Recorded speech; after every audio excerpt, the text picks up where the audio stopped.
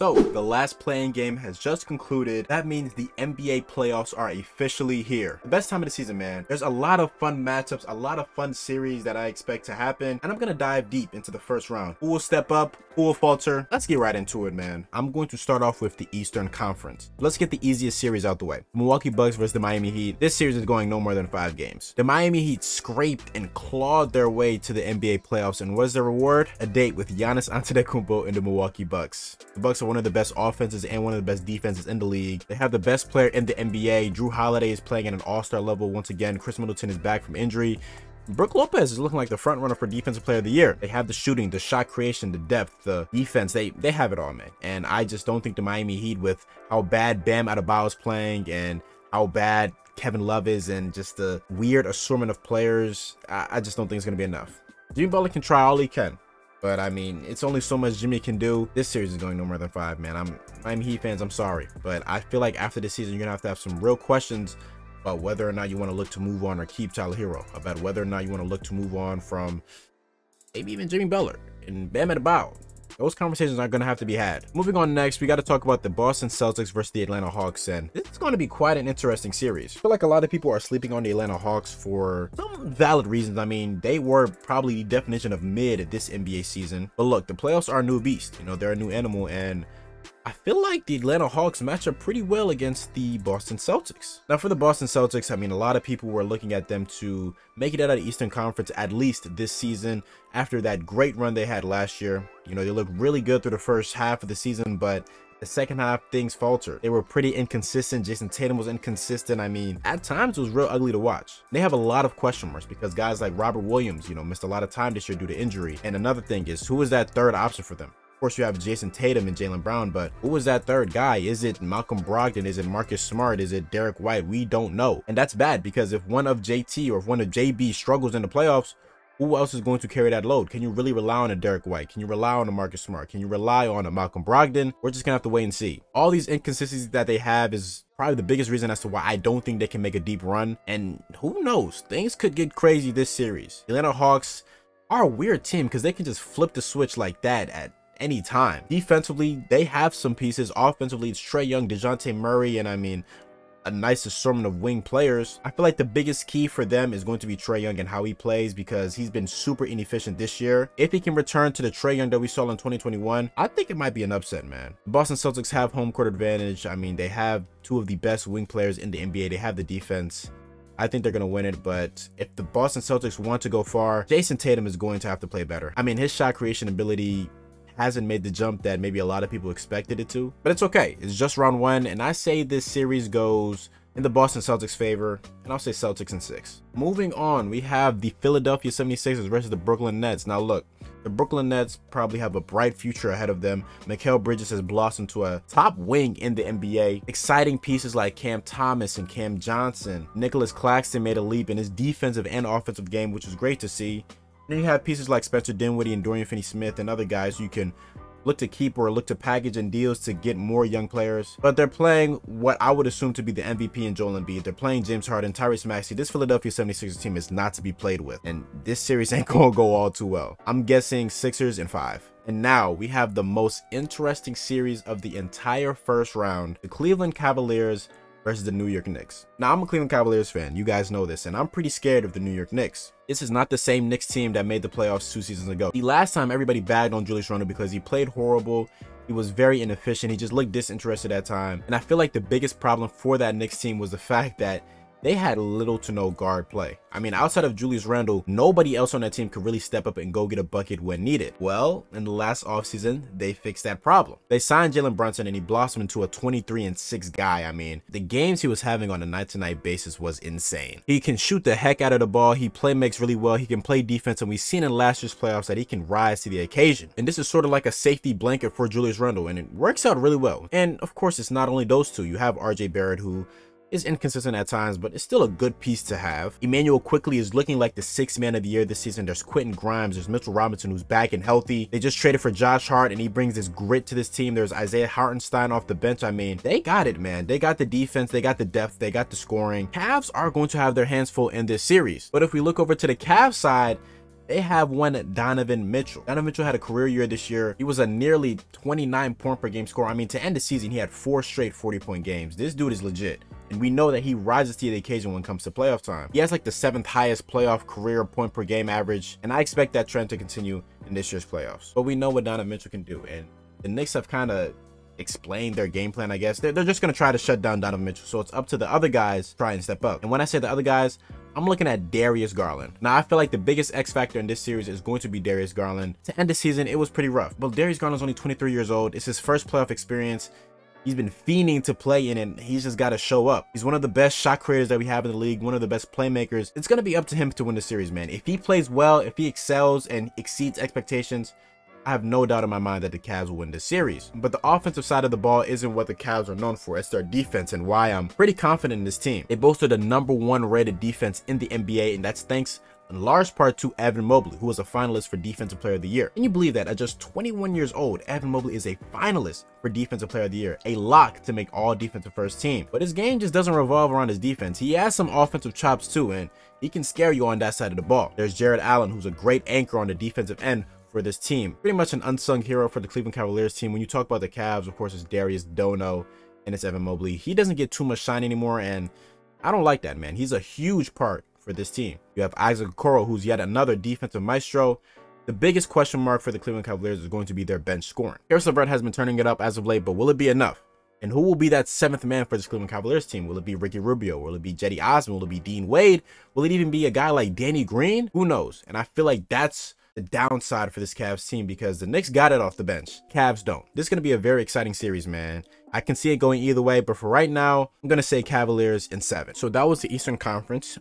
Maybe a little anticlimactic, but the really good series are in the Western Conference. Let's not waste any more time, man. Let's get right into it, starting off with the 1-8 matchup.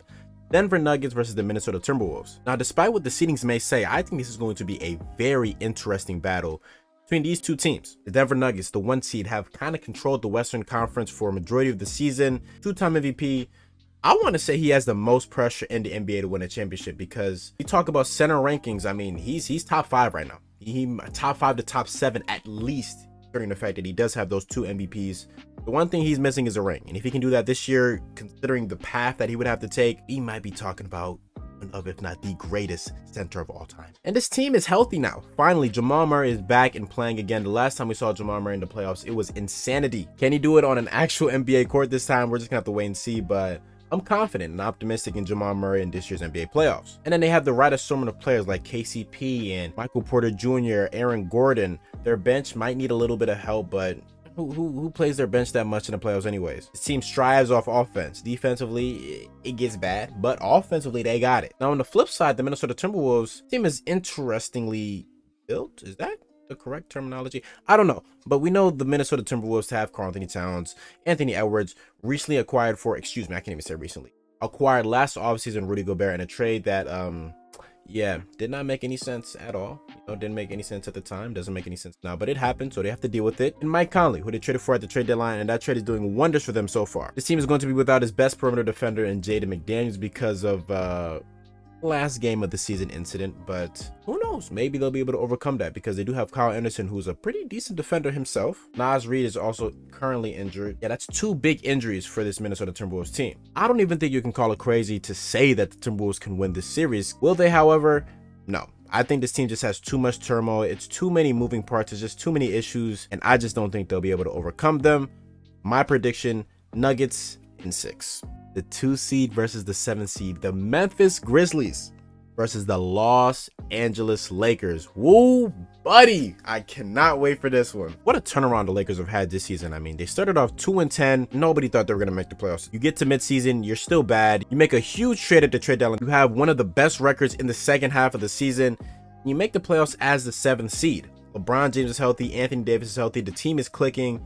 Defensively, they're great. Offensively, they're doing their thing. As a treat, you get to face one of the best young teams in the NBA. John Morant, Jaren Jackson, Desmond Bane, and the Memphis Grizzlies are not to be played with. This is not a slouch team. I don't know why a lot of people are just thinking the Lakers are going to cakewalk and beat them in 5 or 6. I don't think that's going to happen, because if we look at the Grizzlies team from last year compared to this year, there's a lot of big changes. For one, John Morant's playmaking has taken a massive leap. Jaren Jackson Jr. is actually great on offense now. He was an all-star Defensive Player of the Year finalist. I know I said earlier Brook Lopez might win it. I don't know. I think Jaren Jackson Jr. has a fair shot as well. This is going to be a fun series, man. I feel like the biggest downfall for each team, for the Lakers, they do seem inconsistent at times, and we don't know what D'Angelo Russell is going to do in the playoffs. Last year's playoffs, it was bad. In the play-in game against the Minnesota Timberwolves, it was bad. We'll see if he can turn it around in this series. And then for the Grizzlies, it's injuries. You're going to be missing Steven Adams for this series and playoffs if you make it out of that. You're going to be missing Brandon Clark for the rest of the playoffs. That means you're starting Xavier Tillman. That means you're going to have Jaren Jackson Jr. playing the 5 at times. And Jaren Jackson Jr. is very foul prone. And if he has to bang down low with Anthony Davis,